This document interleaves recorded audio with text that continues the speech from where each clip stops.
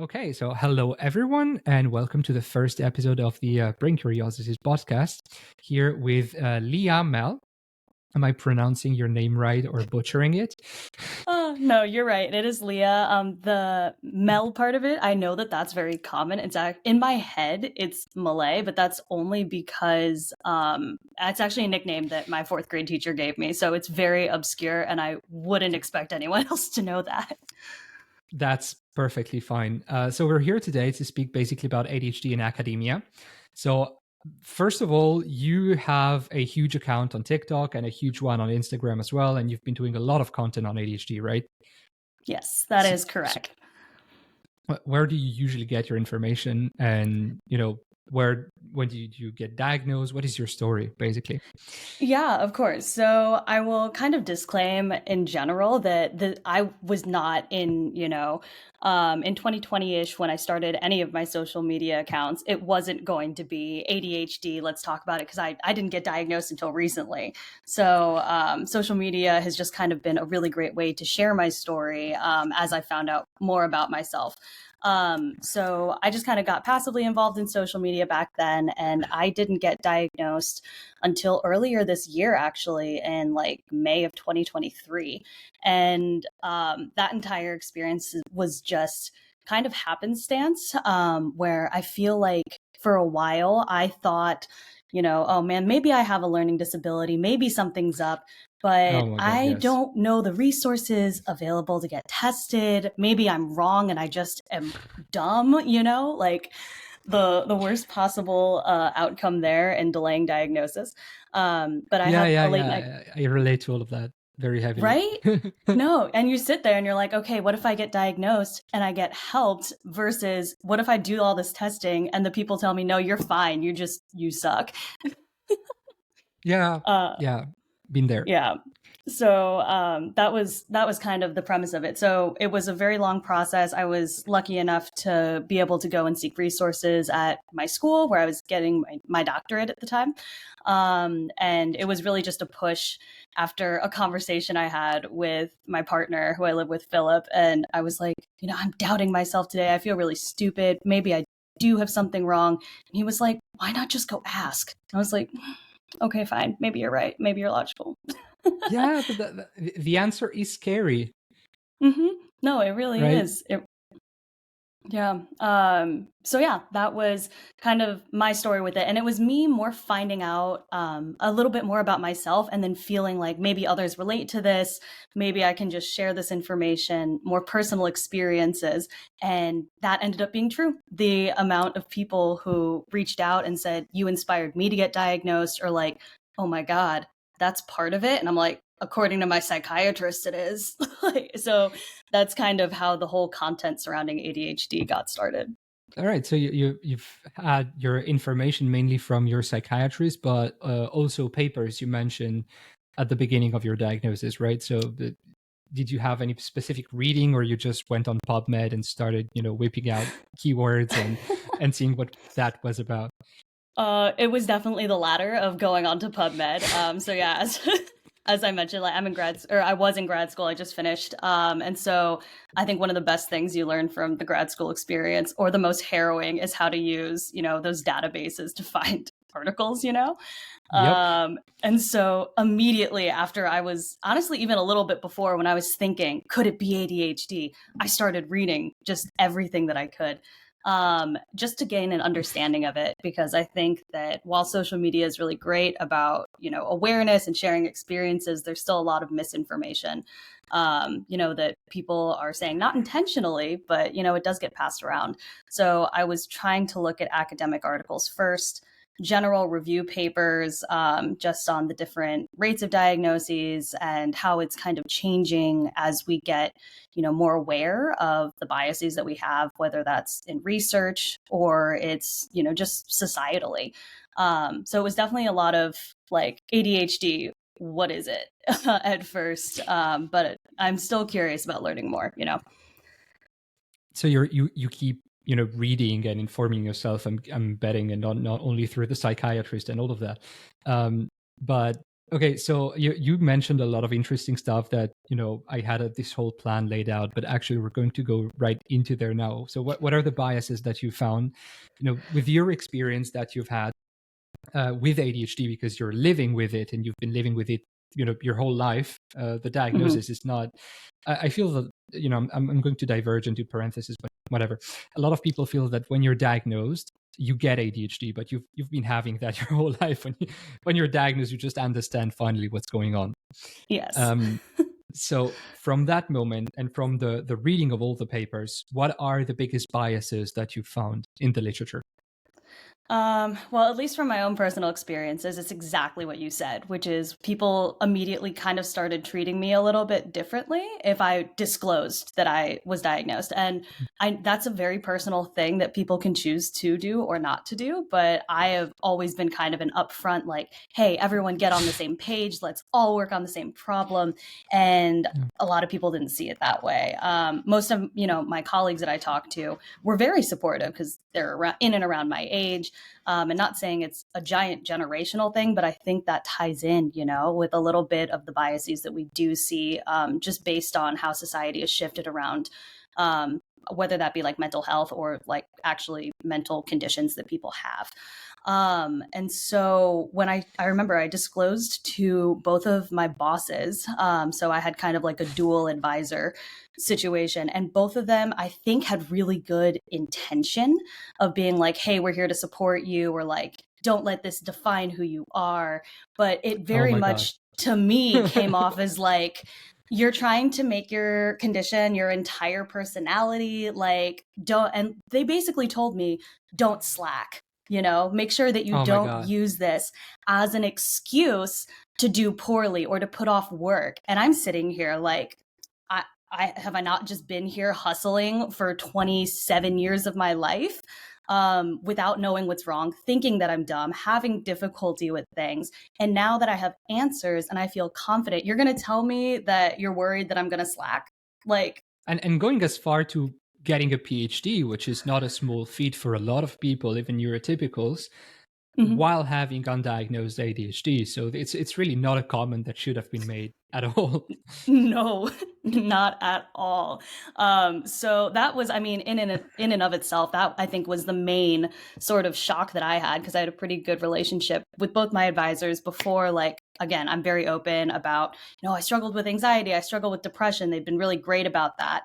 And then it was like this missing piece, which kind of ties into some of the biases and academia and like literature and diagnosis that we're seeing, where ADHD can be the cause of your depression or your anxiety Yeah, if they're not, absolutely. just comorbidities. And so when I finally found out that missing piece for me and I got the right treatment for me for ADHD, my anxiety was way less, my depression was way Yep. less. And I was like, Yep. oh, it was just this thing. Yeah. Yeah. So yeah, I think that's one of the, at least in the literature, I think you mentioned in like the little list that you sent over, there is sometimes, in general, when you look at different populations, there is selection bias for the populations that you're choosing to study. And, historically, especially with ADHD, you get a lot of the research and the things that are informing the diagnostic materials are, no surprise, based on white guys, because Yeah. that was the And focus of children. everything. And No, children, yes. even not adults. So there's not the whole masking part. There's not the whole, growing up and being bullied and being told not to have those behaviors and have unhealthy coping mechanisms that Exactly. then present in a very, very different way than the undiagnosed children ADHD. And then the Yeah. interaction with hormones, that is a whole other mess. It's a whole other can of worms. And so I think that's one of the things that now at least we're like moving towards addressing a little bit more, because Yeah, now you get even more studies saying like in the past people would say you grow out of ADHD. That's just like a you behavioral thing. don't. It's like, no, it's neurodevelopmental. This is a Yeah, different way that our brains not only process, but some of the neuroimaging scans even show that we have different brains, like the different volumes of certain parts of your brains or different types of, amounts of white matter. I can't go into super specifics because I'm not a brain person, but I know that this is something that is not just it affects your behavior. Like, this is something that is actually different in these individuals. yeah. Absolutely. I mean, absolutely. And so when you talked about your supervisor, so what do you feel, for example, is a barrier of entry for ADHD people in academia? Because I feel that there's a pretty big barrier for in general neurodivergent people in academia, because Yes. it's a very harsh environment by itself. So Hmm. everyone will be struggling with that. Low salaries. You have to move around a lot. The postdocs and the publisher or perish thing. The Of course. stress, the deadlines, all of that. So everyone is stressed. I don't think I've ever seen a single researcher not having stress in my lab or in any other lab. But for people with ADHD or with autism or other kind of neurodevelopmental disorders, it can be even worse, Yes, right? absolutely. So And I, yeah. what do you think is done in that regard, or how do you think ADHD can make that worse? Um, Goodness, yeah, I think in general, like I'll give an example, at least for me. One of the things that I didn't really think of as being debilitating and was just, putting off as, oh dang, I'm just so forgetful, or I just don't plan things well, is I would actually sit and, you plan out whatever experiments you're gonna do. You make a list of all the things that you need because you're trying to be efficient about it. And then I would go and be like, cool, I've got Oh everything I my need god. to do, go to run the experiment, and would still be forgetting things, even though I wrote them down. And I'm taking the Yes. list with me places. And I'm like, okay, I need to grab this beaker and I need to grab this reagent, run into the room, say, okay, I'm good. I'm going to go get started. Oh, shoot, I forgot this. And it would take me like Yep. 15 to 20 minutes just to get all the stuff together, even though I planned it in my head of everything I needed, because I just either was still moving too quickly and actually didn't think of everything, or was grabbing things like one at a time from different places, but having to go back to the first place to also grab another thing. Like it was so gross and horrible. So you would hear this door like open, close, like 12 times, my poor colleagues, as I'm going back and forth. But that, and keeping track of, at least for me, with science, like you have to do dilutions, or you have to like pipette, over and over and over again, or you have to wash a plate 3 times. I would lose count, and I'd be like, Yeah. oh shoot. I would have to say to myself under my breath, like, this is the second wash, this is the second wash, over and over and over again until I got to the third one. Then this is the third wash, this is the third wash. So I think it's like it I was not affected in that how kind of lab, fortunately. it's okay. But like, at least for science-based things, like this is a very, like, you need to kind of follow the recipe to get the final end product Yeah, sort yeah, of yeah. thing. Of course. And so I wouldn't necessarily know. And I'm like, oh God, I'm documenting things as best I can, but it's so much extra mental work for me. It's taking me longer to do things Yep. than my other colleagues. And I think I actually had a reputation in my lab, and this is me speculating. Obviously, everyone was very nice, but I feel like everyone thought that I was disorganized and that I was lazy. And it could have been projection on my part. But compared to Well, the other we're grad often very students, like, critical of ourselves, a lot oh, more it's than other another people horrible are. quality. Yeah. Yeah. But Yeah. I Yeah. mean, more than other people are, maybe not necessarily, because we get that from somewhere, right? We're not just super critical by ourselves. It's Mhm. often stuff that we repeat to ourselves, but that we heard somewhere. So, Yeah. Oh, there's that. And I think that ADHD kind of plays into that a little bit too, because you see other people, like, it's not a very visible out there, like, everyone can tell you have ADHD sort of, disability that you have, right? It's okay, you just compare yourself to other people. You have no idea what they're going through. Maybe they are neurotypical, maybe they're not, maybe they have other stuff going on. But when you compare your own progress or your successes to other people who are functioning differently, that's, I think, where a lot of self, like, negativity comes from, yeah. where you start to talk down to yourself.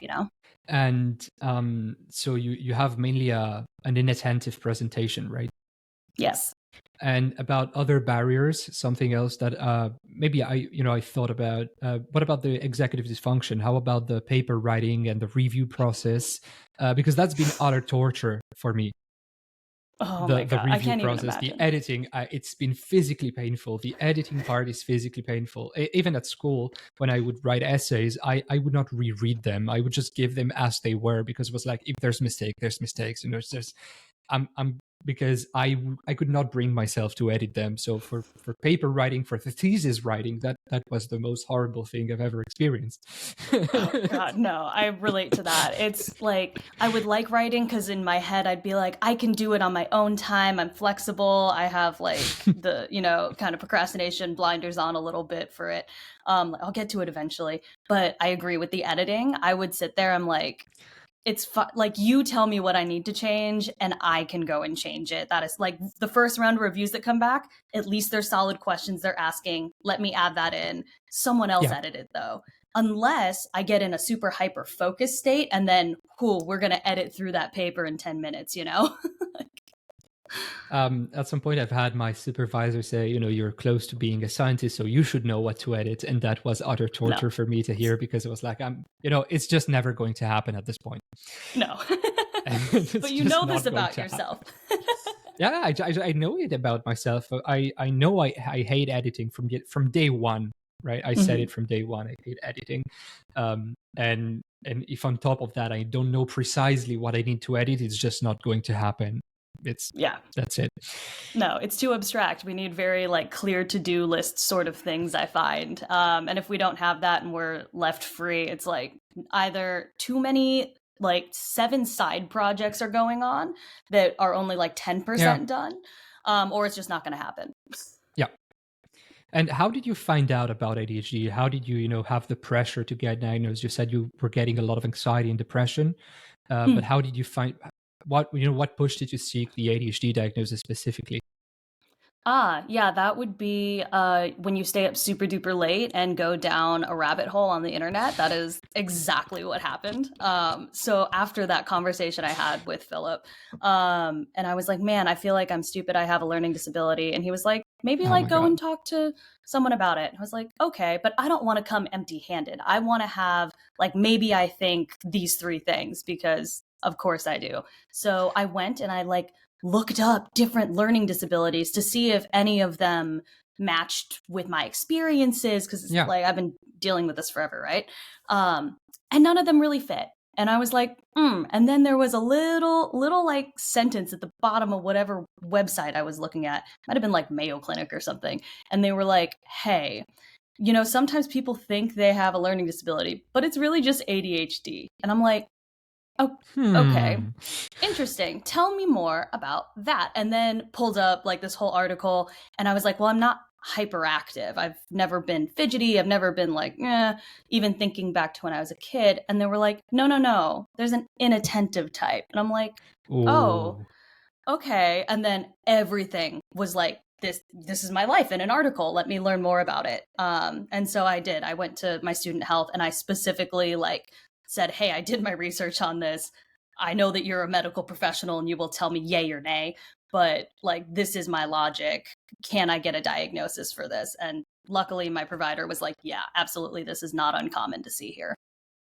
Okay. So they were super nice, and they listened and all of that. Yes. That's pretty great. It's pretty lucky. I'm also at a school. Yeah, that's also true. I also have the inattentive presentation. So when I read the symptoms, I was like, this hits a little bit too close to home.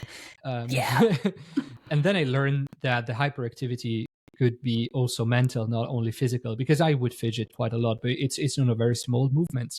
But then when they told me that the hyperactivity can also be mental, I was like,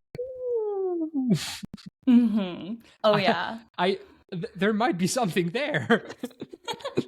It's the steady stream of consciousness in your head. That's really fun to deal with as well. But I've seen different TikToks that people will make, or just reels or something, and they're like, just me going to get my coffee in the morning, there's 12 different thoughts bouncing around, and I'm like, yep. Yeah. Unfortunately. Yeah, it's basically this. And it's not either in a bad way. I've come to enjoy that kind of hyperactivity because it makes me think about a ton of different things. It's just that when I need to do stuff, it's so hard, right? Yes. I've seen the conferences of Dr. Russell Barkley that has studied ADHD for, I think, 45 plus years. And he was saying, ADHD is not a learning problem, it's a doing problem. You know the stuff that you need to do. It's just you cannot bring yourself to do it. Absolutely. And when a lot of people say it's a problem of motivation, guess what brain areas are affected? What's about Yeah. motivation? So Yeah. that's also fun. It is. It So is. as further questions for you is, we're moving on more to the research part now, because you've read some papers about ADHD. I'm guessing you've read quite a bit about that, and you were mentioning about the selection bias at first, about the boys mainly being studied for ADHD. Mhm. So what kind of bias does that bring now today with medical professionals that are trying to diagnose people? There's a lot Yeah. of late diagnosed women, especially right now, because this Yes. wasn't recognized before. Yeah, no, I think that's kind of hitting the nail right on the head there. So again, yeah, it was typically studied in, adolescent boys, because when someone is, being very hyperactive, they're fidgety, they're, showing all of those symptoms, it does kind of draw attention, right? And it's not saying that women weren't, or like girls and women weren't, hyperactive, or that there aren't hyperactive people. But in general, when you think, I think more about societal pressures where women are told to be smaller, they're reprimanded more for being loud when they're children. Like, it's not ladylike. You have to be quiet, you have to be demure, and all these things that even if people were very hyperactive when they were young girls, they weren't, people weren't thinking twice about there's something wrong. They're just like, they're being rude, they're being, Yeah. wildly little people. And so that's probably part of why you didn't see a lot of it getting studied, beside the fact that everyone's like, oh, the little boys, we need to help the little boys. But when you think about all of this, like when it was added to all the DSM criteria, it's not as like old as we think of it being. It's within, I want to say, like the 1950s or so, when it's like officially in there, maybe even as late as like the 70s or 80s. But as far as like these criteria and how they've been modified. But because all of these studies were done on little boys, and specifically this hyperactive drive, you have a large number of women and girls who weren't diagnosed because they either didn't like present exactly with that hyperactivity, or they were scolded when they did, or they had that more inattentive type presentation. And because that wasn't widely researched, we're still kind of learning more about it now, even, and learning how to, you know, ask the right questions of people, because right now we don't have biomarkers where you can just be like, let's scan your blood for this, let's look at like these specific things to make diagnosis more accessible.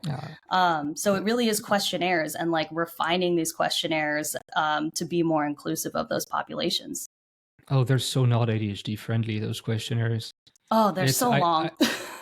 I wanted to ask every question with "it depends." Yep. Do you like to go out and socialize? It depends. It's, is Maybe. it a party with a lot of unknown people? Then no. Is it a small gathering with close friends? Then yeah. It Exactly. depends. I don't know. It What do depends. you mean? Yup. Yeah. And the testing is long, like at least for my testing, because we did have like questionnaire things I had to fill out before.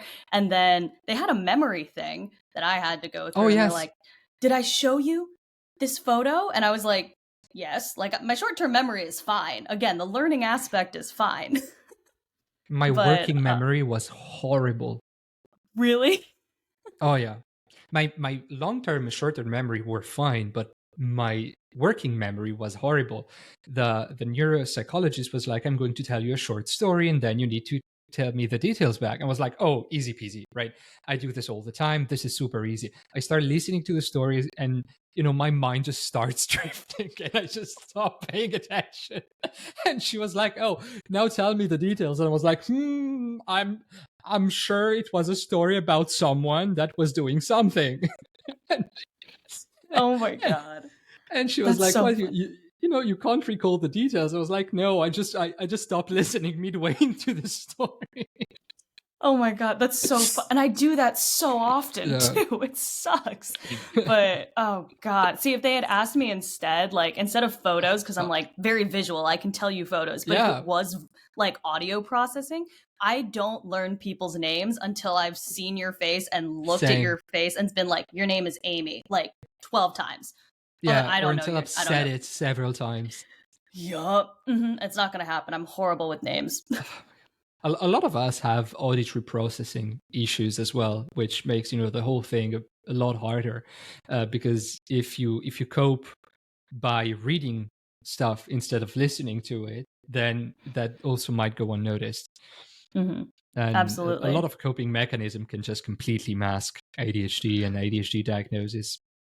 Yeah, no, it's really rough. That was actually one of the questions that I got asked was like, "Oh, are you constantly late to appointments?" And I'm like, "No, No. because I had to cope because I know I'm bad at that. So I have 12 calendars and 12 alarms." And they're like, Yeah. "Okay, so technically yes." I'm like, "Yes, but not now. Like I'm very on time to things now."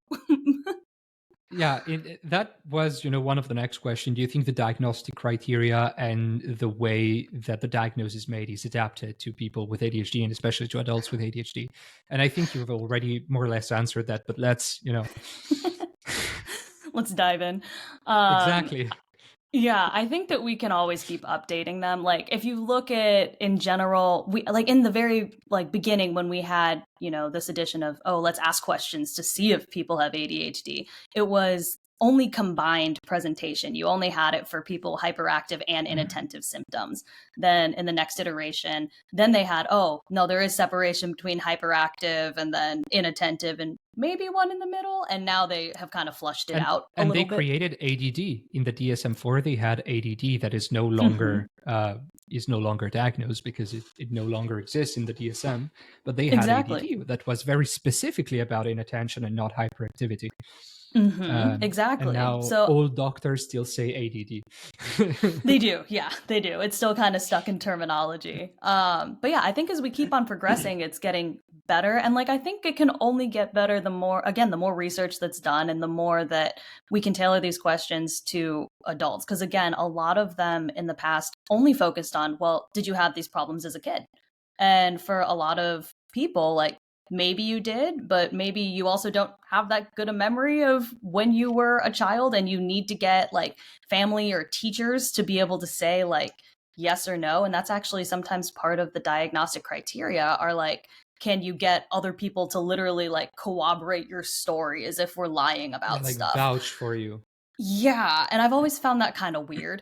But so I don't love that part of it. But I think in general, because we're learning more about like either late diagnoses of women or just people in general, like 75% of people, I want to say with ADHD who are women, I want to like have had late diagnoses in the past like decade or two, just by increased awareness that makes them seek out these diagnoses. But it's like a crazy high percentage of people who are now realizing in their adulthood, oh my God, this is Yeah. something I was doing and looking at.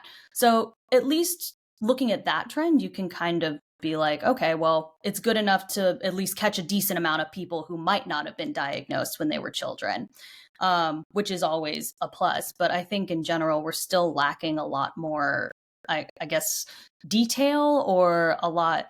I don't really know the best way to put that. Being able to refine the questions a little bit more as Yeah. we continue learning. Because I want to say what this last DSM-5 was Yeah, a it's the few years DSM-5. ago. It's Yeah, and 2014, I think. 2014, 20, yeah. And so I'm like, I more or think we're less. due for an update. It's been like 10 Yeah. years. What else have we learned?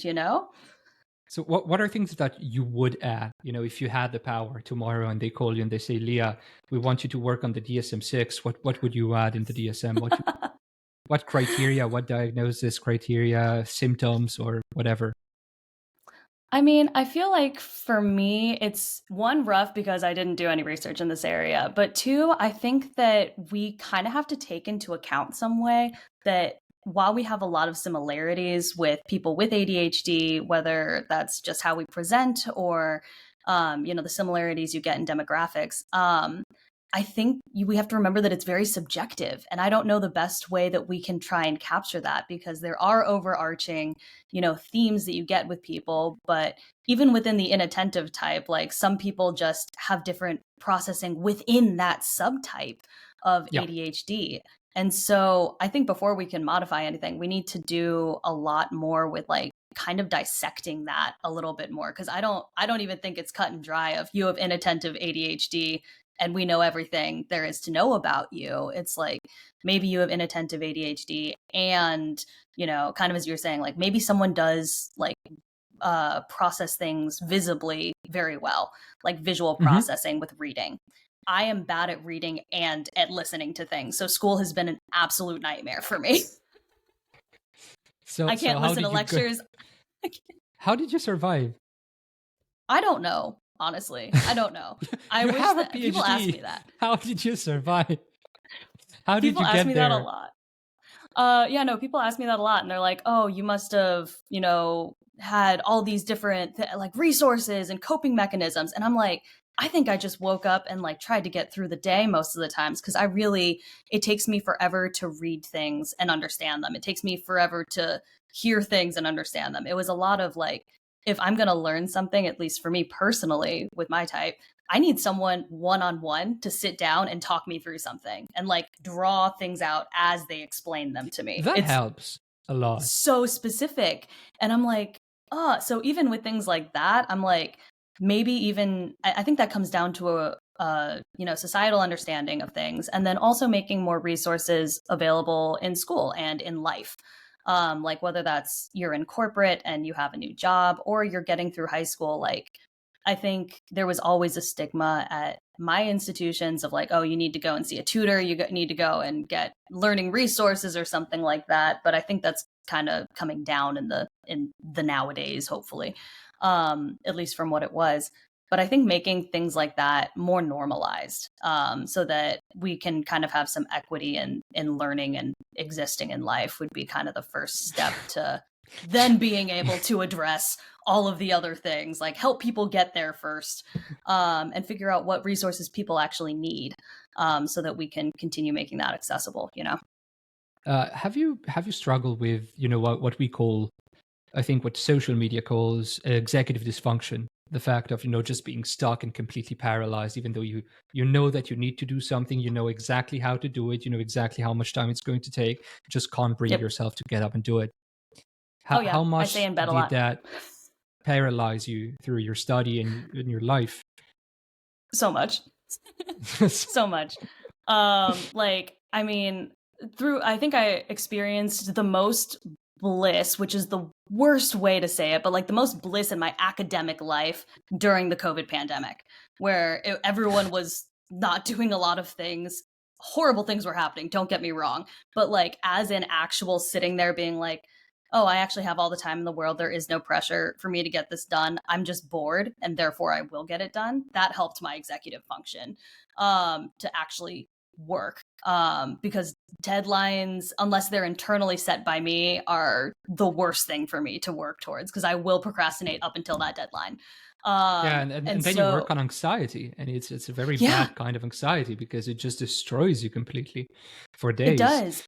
And like, talk about mental health, when we sit there and you're like, again, you know everything, why can't you do it? You start going down that, spiral of why can't I do this? Why am I so dumb? Why am I so lazy?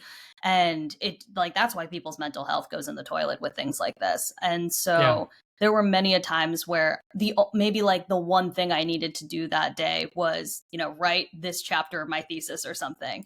And I'd put it off for days, and then would get super stressed about it, and then would be like, oh crap, let me stay up super late and work 10 hours, 12 hours straight to get this done, feel this sense of relief once it's done, and have to do it all over again next week. oh So yeah, it's, yeah, I mean, I feel like most of us can relate to that, whether you are neurotypical or you have ADHD. Like, executive dysfunction is something I think people, you kind of universally experience at one point or another. But I think with ADHD, it's a cycle, and it's very debilitating, and the intensity of it is perhaps a bit more. yeah.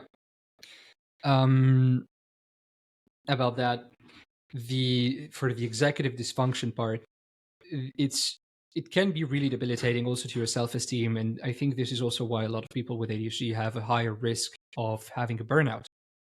Right? Mhm. I think we're 4 times more likely to be in a burnout or something like that. Yep. And yeah, so for me, one of the things that was really horrible during academia with ADHD was the constant deadlines. That as soon as you finish something, you have the next thing that you have to work on, and then the next thing, and you never seem to catch a break. And that was difficult because I never seem to catch a break already in my everyday life. Right. And then, right, yeah, because your brain is always super active, and you always have this. You have to do the laundry, and you have to do the dishes, and you have to do this. So you're constantly just pressuring yourself to do these things, and working basically on guilt and anxiety and stress and self-loathing. So what is, in your opinion, one of the biggest adaptations that one could have in the workplace or in academia? Because those can be a bit different. Yeah, yeah. No, I completely agree. So I remember coming up, actually talking with my advisor at one point, saying that I was stressed out about, oh, that we had this deadline. I just finished it, but I have 12 other things to do. Like, kind of just asking, how do I prioritize this? How do I get this done? I don't feel like I can do this well. And she completely responded to me in a way that was not helpful to me, and just said, like, you just need to learn how to deal with it, because this is life, and you're always going to have more things to do. And I'm like, you're the least helpful person I have ever talked to. Like, Yeah, dear, that oh, checks this out. is life. Oh no, it's life. I just have to learn how to deal with it. And I think that's kind of like the offhanded thing that we get a lot from Oh people my who god. are in older generations who are currently in positions of power. Is like, you're just not strong enough to deal with it. We were strong enough to deal with it. We've adapted, and you just can't do it. Yeah, And they I really hate haven't. I They hate that really narrative so haven't. much. Oh my I've God. I've seen professors burn out, and completely crash down because Exactly. they couldn't handle it, and they are not with ADHD or whatever. It's, I mean, Mhm. no, you cannot handle it. I'm It's not a sorry. thing. It's, yeah, you're actually not doing as well as you think. So I think in general, like, and again, this might just be a societal thing, and I genuinely hope for this. It is work-life balance. It is being able to not, like, actually kind of compartmentalize. Okay, I have this thing at work I need to get done. I'm not going home, and I'm not working on it at home. Like, when I go home, I clock out and I'm done, and I don't have to think about work things. But also making sure that whatever your job is letting you have that work-life balance. Like, the expectations need to be different, Yep. because the 40-hour work week in itself is a whole other rant. But, like, when you don't give people time to, like, actually take care of themselves and to reset, Yeah. you're just fueling the burnout, whereas you Oh see yeah. that these companies that do give either better benefits or more time off, or they have, like, hey, Friday you're out by 6, go enjoy your life. Those employees are not only performing better because they're happier, but, like, they're actually, you build a bit of, like, loyalty with your company and with your Yep. employees, because they know that you care about them and they want to give a good product to the company, like, kind of in that symbiotic way. Yep. And I think a lot now, at least, I don't know if you've seen this too, but a lot of, younger employees who are now going into the workspace are very much doing this, like, yeah, no, that's ridiculous. I'm not going to work this hard for this amount of pay, or I'm not going to sacrifice myself for this job that doesn't give me anything in return. And I think Which is super healthy, in my it's opinion. so healthy. I love that. And I'm like, keep doing that, because I want to still be working and be a part of that. Like, I love the new generation so much. oh my God, I love them. I'm like, please, like, I don't want to put the pressure on y'all to fix everything that everyone else messed up. Like, we're there rooting for you and here to support you. But, like, it's so reassuring to see that they're loud and they're angry, honestly, and that they are not backing down from anything. Like, they have set their boundaries and their expectations, and it's It's very cool to amazing. see. It's beautiful to see when that happens, because I think you're a millennial as well, right? So In a we've cusp, been yeah. yeah, we're in kind of those weird years where you Yeah. don't really know, but we've been brought up with the idea that if you work hard, then you'll be rewarded, and we've had to find out that that was not actually the case. Nope. So, and the Gen Z is just coming now, and they're not giving a crap about any of this, and they're just like, okay, I'm not,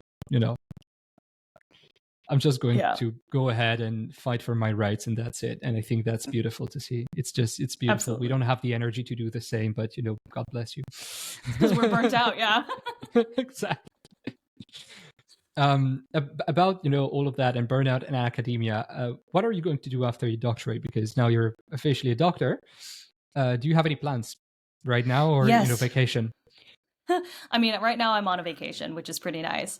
Healthy. So yeah, I haven't taken a break honestly ever. So I went straight from high school to undergrad to PhD to now, and I'm like, nope, I'm gonna sit and chill for a little Same. bit. Yeah, no, I love this for us. But I do. So I interviewed earlier this spring. I'm starting actually a corporate job, which will be kind of fun. But I'm going into life sciences consulting.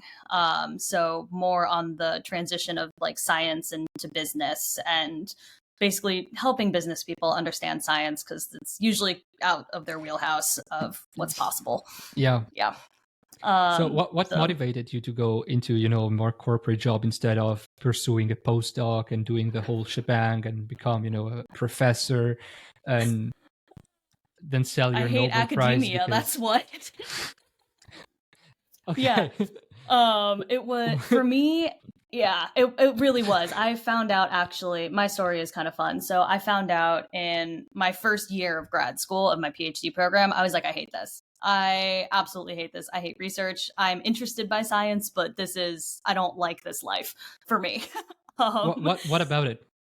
I think it was mainly I need short term reinforcement, encouragement that things are okay and that you're not just going to fail at an experiment over and over and over again and then have to start something new after wasting 3 years of your life. I'm So for relating me, it so was hard right now. yeah, it sucks. And it's like you try all these new things, they still don't work. And they're like, well, that's just science. I'm like, okay, I hate science then. Screw this. I've Um, had that. ugh, horrible. Yeah. And Yeah. so, yeah, for me, I was like, no, it's the grueling hours. It's these expectations that I'm going to sit in lab for like 12 hours and do nothing, but stay there just so it looks like I'm a present member of the lab. So I wasn't into all that. And I actually thought like I would finish my qualifying exam sort of thing that you have to do in your second year. And then I would get my terminal master's. Like I would leave with a master's degree. I wouldn't finish my doctorate. And at least I've done something in the 2 years. I got a degree for free. Love that. And I was actually going to go to culinary school. I was looking very intensely. I've always loved cooking. And I was like, you know what? I could do this. It's late, but screw it. You only live once. Let me learn how to be a chef.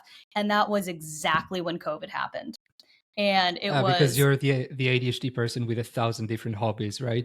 exactly. Yeah. Yeah. But that's what, and then it was COVID. And then it was, okay, so you can either stay in your PhD program and have a stable income, or you can leave, try to go into cooking when all of the restaurants everywhere are closed because of this horrible pandemic we're experiencing.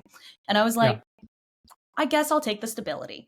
Yeah. And so that's the only Fair. reason I have my doctorate, honestly. Well, at least you Um, have one now. at least I have one now, which is pretty cool, I guess. But from that, it was actually during that we have like a student consulting group that my friend had always said, like, I really love doing this and you should try it. And I was like, the hell is consulting? Like, what is this? It's like, what do you do? And she's like, we consult. And I was like, okay.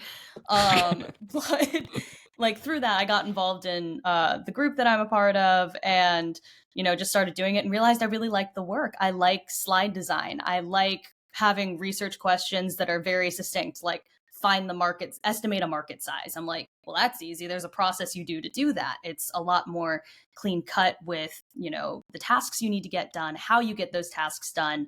I also liked interfacing with people more often, like talking to clients, talking to my team, feeling a little bit less isolated. So then it was pretty much like, I think I could do this as a career. I really like this, and then applied, and thank God they hired me because Sweet. it was really rough this past year.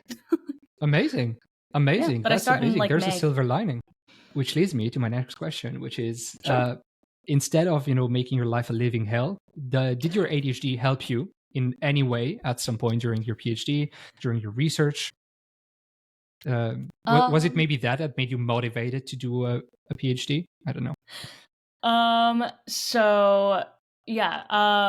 I would say that I don't think that my ADHD super helped me with anything relating to let me get this work done. I think for me it was mostly debilitating, and that's just my own experience. I was like, Oh no, yeah, it's fair. but I will say that I think the best thing it ever did was like the diagnosis just helped me not hate myself, and helped me not, think of myself so negatively and Yeah. to give myself grace. And having an explanation for everything was really like it was such a weight off my shoulders, which I think a lot of people like relate to. It's like, oh, I'm not stupid, I'm not lazy.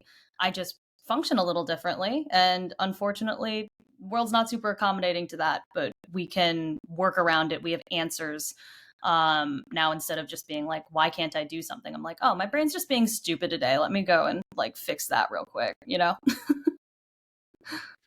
And so I've had some people that ask me, that they have ADHD and they want to get into academia, they want to do research, because of course it would be amazing to have more ADHD researchers specifically Absolutely. on ADHD, because there's still a lot of bias from people who do Hmm. the research. Yeah. Uh, but what advice would you give to these people that are about to go into academia and to do this amazing thing called the PhD that we both Yeah. love so very, Well, very much? I would say, yeah, no, me entering even into my PhD was peak impulsive behavior of let me just do this. So first off, if you want to do this, amazing. Make sure that is true for you first. Second, and it's not just like a fun hobby you're picking up because it is a long time. Yeah. But I agree. I think that having more ADHD researchers who have ADHD would immensely help, either the way that things are even written or reported about or the studies that are being designed. I think the best thing that I mean, if you're doing a PhD, I assume you're at some sort of accredited university of some sort, Yeah. is trying to help yourself the best you can. Like, I think we are, again, very critical of ourselves. We're very introspective of ourselves and Yeah. how we manage different things. And so take what you know about yourself and use whatever health resources that are available to you at your institution, if any. And continuing to be like, yeah, can I get a therapist? Or can I see about getting a formal diagnosis if you're not sure? Using any sort of helpful learning resources, sort of things, in addition to whatever coping mechanisms you may have developed or that work for you, But I think at its core, like, one, making sure it's what you actually want to do, and two, like, knowing that even though people have an idea of who you are, based off of your diagnosis, it doesn't mean that it's true. It's also very fun to prove people wrong, and I love Hmm. doing that every single day. But like, it's not something that is going to make you getting a degree impossible. It's very possible. You and I did it. Like, you can Yeah, do yeah, it. yeah. It It's takes work, possible. It's but just so yeah, hard sometimes, it right? is It's so how to hard. avoid falling into the pitfall of burnout and of all of that. It's how to get a PhD, I guess, Mhm. without the really bad stuff.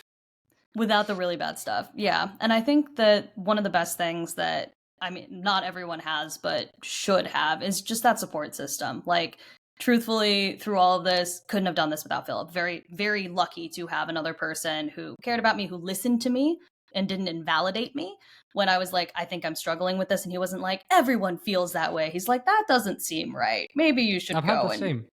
I've had the same. right? My partner is Yeah. also ADHD, very much more strongly than me. So there's Hmm. definitely a lot of understanding there. Yeah. Yeah. And I'm like, the support is even just like the validation before, Yeah. it's always really great. But I think for me also something that helped, besides, copious reminders and calendars and all Medication. the tech, yeah, and medication, if you're lucky enough to get it, was really like trying to even make my home life more easy for me, because sometimes you get home and you don't want to clean, you don't want to do laundry, you don't want to spend your entire Sunday cleaning and resetting your house, even though everyone loves the Sunday reset crap. That's not necessarily accessible for people like us. And No, so, like, I've an never easy managed to do thing it. that, right? And like a very easy thing that I did was, like, instead of cleaning my entire house on one day, I would clean one thing, maybe every 2 days. And so, Yeah. like, on one day, the only thing I have to do is clean my bathroom. and that's it. And I don't clean anything else, but everything is still maintained so that my living environment isn't contributing to bad mental health and, starting that spiral again. So it's little things and breaking them down to make it more easy for you to exist, both at your work and then, in your home Yeah. life as well.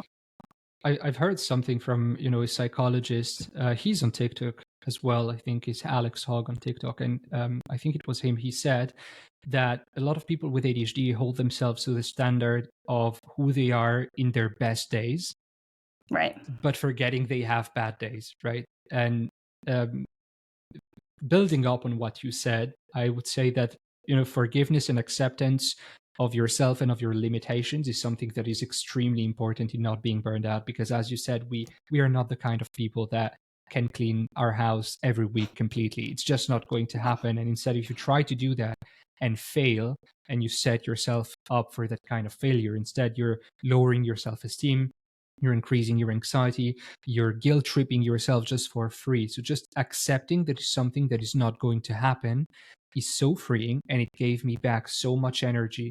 That I think was the single best thing that happened from my diagnosis, that I just accepted that some things were not going to happen, and that was okay. Mm-hmm. Absolutely. And it's hard. Yeah, it's hard. It's so much easier said than done, because you're like, oh, I can do that. And you're like, nope. Because you're sitting in that bed and you're like, oh my God, the weight of the world. I have to do like 4 things today. Or like, I can't do anything because I have an appointment at 2. And that's it. But you can't do anything leading up to that appointment at 2 p.m. because you have to backtrack all the things you have to do, and then you don't do any of them.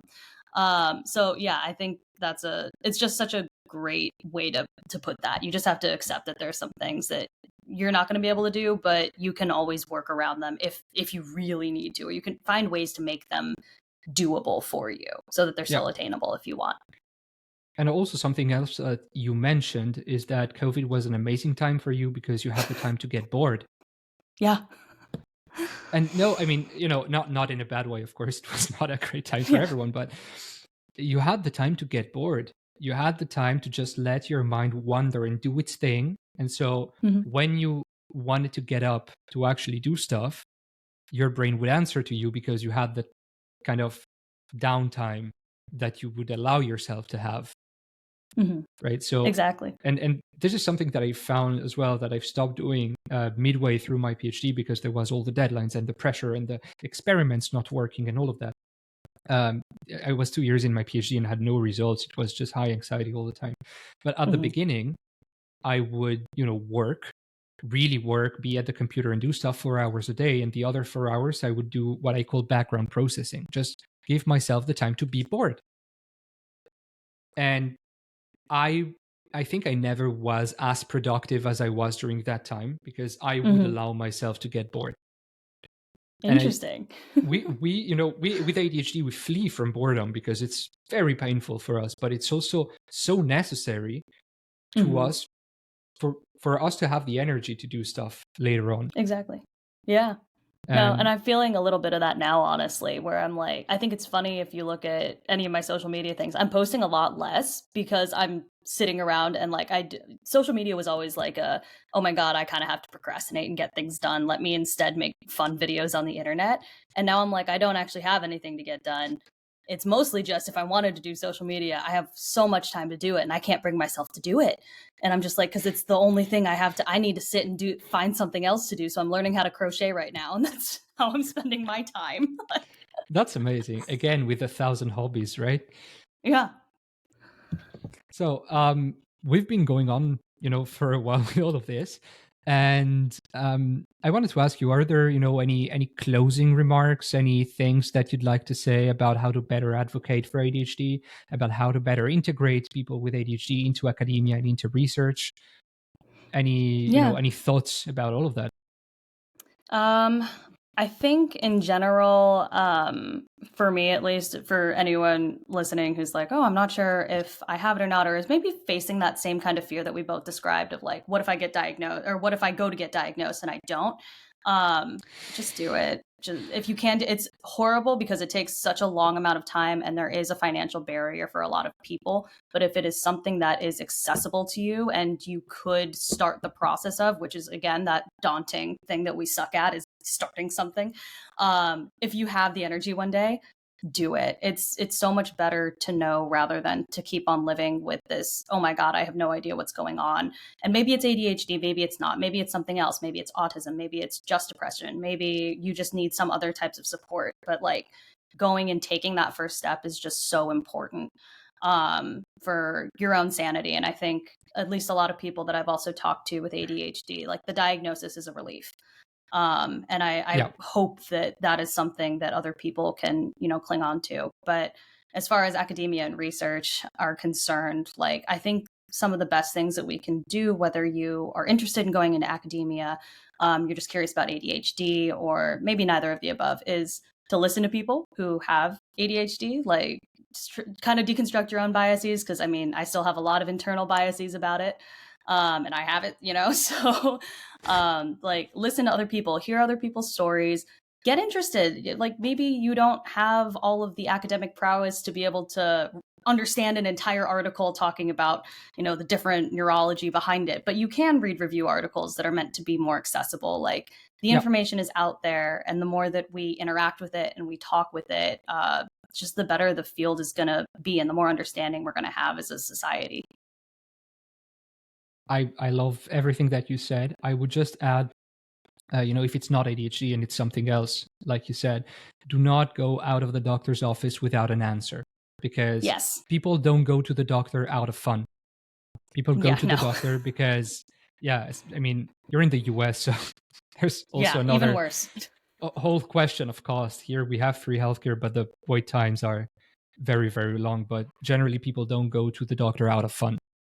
We go to the doctor because there's something wrong. So if it's not ADHD, keep looking and don't go out of the doctor's office without an answer or without further tests or referrals of some sorts. Because it's, if you feel bad, it's not nothing. Yeah, I agree. Yeah, whatever people are experiencing, like, I think that's one of the other things too, is like just whatever you're experiencing, if it is really this debilitating and it's this negative and it's impacting you so regularly, that is not normal. And like, that's something that hopefully we either have answers to, or you can gain more insight into yourself and how to, better that situation. So completely agree. Advocate for yourself. Yeah. And even if it's nothing, which is something that I like to remind, even if it's nothing, hypochondria is a very real condition as well. So if you go to the doctor thinking you have stuff, but you have nothing, you might still have hypochondria. You might still have something. Exactly. So we don't go to the doctor because we have nothing. Just that reminder. All right. Love that. If you want to share more stuff, where can people find you on social media? Where would you like people to find you on social media? Because maybe you opened recently a YouTube channel about crochet or something that you'd like more people to follow. So where Yeah, absolutely. I think right now where I'm actually more active is on Instagram. So that's just, at Leah Melle, or Mel probably is the easiest way to spell that. But I have the same handle across, Instagram and TikTok. Again, not posting there super regularly, but of course, because I am picking up new hobbies all the time, I kind of want to start some sort of, not like a blog or in a sense of like, here's my personal life, but like I feel like there's a lot of things I love being able to share, whether it's ADHD or just general like coping mechanisms or things that made my life easier, kind of in a written form, that I have no idea what it's going to become or if it'll even be a thing, because we start things and we never finish them. We forget them. We forget them. We become excited and then we forget them. But if that ever does happen, Instagram will be the first to know about it. Okay, so Instagram, Leah Melle, that I'm butchering your name again just for free. All right, so excellent. We're going to wrap this up, and to everyone who's been listening or who will be listening, because right now no one else is listening, thank you very much, and we're hoping to see you on next episodes.